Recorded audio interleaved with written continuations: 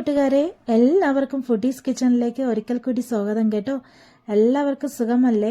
സുഖമെന്ന് വിശ്വസിക്കുന്നു. എല്ലാവർക്കും ഹാപ്പി മകരസംക്രാന്തി ആശംസകൾ. അപ്പോൾ നമുക്കിന്നൊരു മകരസംക്രാന്തി സ്പെഷ്യൽ ഒരു സ്വീറ്റ് പൊങ്കലിൻ്റെ റെസിപ്പിയാണ്. എല്ലാവരും സ്കിപ്പ് ചെയ്യാതെ ഒന്ന് കണ്ടു നോക്കണം. അപ്പോൾ നമുക്ക് എങ്ങനെ ഉണ്ടാക്കാമെന്ന് നോക്കിയാലോ. ഇവിടെ 1.5 കപ്പ് പച്ചരി എടുത്തിട്ടുണ്ട്. പിന്നെ നമുക്കൊരു 1/4 കപ്പ് തോട് കളഞ്ഞ ചെറുപയറാണ് വേണ്ടത്. ഇതൊരു 3-4 പ്രാവശ്യം നന്നായിട്ട് കഴുകിയെടുക്കണം കേട്ടോ. കഴുകിയെടുത്തതിന് ശേഷം ഒരു 30 മിനിറ്റ് നമുക്കിത് സോക്ക് ചെയ്യാനായിട്ട് വയ്ക്കാം. ഇവിടെ ഏകദേശം 30 മിനിറ്റ് കഴിഞ്ഞിട്ടുണ്ട്. ഇനി ഒരു കുക്കർ എടുക്കുക. കുക്കർ ചൂടായതിലേക്ക് നമുക്ക് കഴുകി വെച്ചിരിക്കുന്ന അരിയും പരിപ്പും കൂടി ഒരു 1.5 ഗ്ലാസ് വെള്ളം ഒഴിച്ച് ഒരു 3 വിസിൽ വരുന്നത് വരെ നമുക്കൊന്ന് വേവിച്ചെടുക്കാവുന്നതാണ്. ഇവിടെ 3 വിസിലായിട്ടുണ്ട്. ഇനി നമുക്ക് കുക്കർ സൈഡിലേക്ക് മാറ്റി വയ്ക്കാം. എന്നിട്ട് ഇതിനാവശ്യമുള്ള ശർക്കരപ്പാനി റെഡിയാക്കി എടുക്കാവുന്നതാണ്. മധുരത്തിനനുസരിച്ചിട്ട് ശർക്കര എത്ര വേണോ അതിനനുസരിച്ച് നിങ്ങൾക്ക് എടുക്കാവുന്നതാണ്.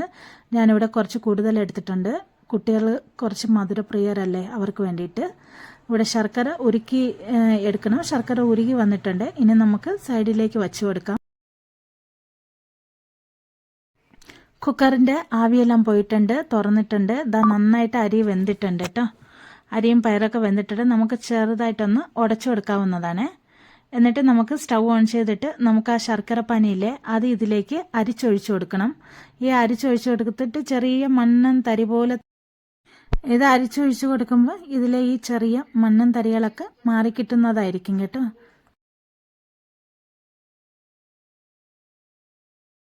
നമുക്ക് ഇതൊരു തിളപ്പിച്ചെടുക്കാവുന്നതാണ്. കുറച്ച് വെള്ളം ഉണ്ടെങ്കിൽ അതൊന്ന് ചെറുതായിട്ട് വറ്റി വരുന്നതാണ്. ഇതൊന്ന് കുറുകിയ പരുവായിട്ട് കിട്ടും.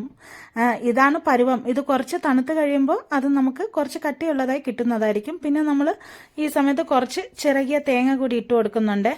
പിന്നെ വേണ്ടത് കുറച്ച് നമ്മുടെ ഏലക്ക പൗഡറാണ്. ഏലക്ക പൗഡർ ഇല്ലാത്തതുകൊണ്ട് ഏലക്ക ചതച്ചത് ഇട്ട് കൊടുക്കുന്നുണ്ട്.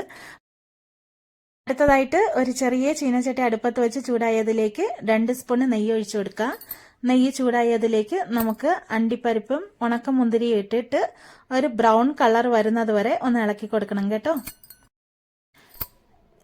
ഇവിടെ ഇതാ മൂത്തിട്ടുണ്ട് കേട്ടോ. അണ്ടിപ്പരിപ്പും ഉണക്കമുന്തിരി മൂത്തിട്ടുണ്ട്. ഇനി നമുക്ക് പായസത്തിലേക്ക് ഒഴിച്ചു കൊടുക്കാം.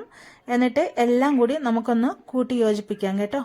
അങ്ങനെ നമ്മുടെ സ്വീറ്റ് പൊങ്കൽ റെഡി ആയിട്ടുണ്ട്. നമ്മുടെ കുഞ്ഞുമക്കൾക്കൊക്കെ ഒരുപാട് ഇഷ്ടപ്പെടുന്ന ഒരു റെസിപ്പിയാണ്. അപ്പോൾ എല്ലാവരും ട്രൈ ചെയ്യണം. അടിപൊളി ടേസ്റ്റാണ്. ഇനി നമുക്കൊരു പുതിയ വീഡിയോയുമായി വീണ്ടും കാണാം. അതുവരയ്ക്കും ബൈ.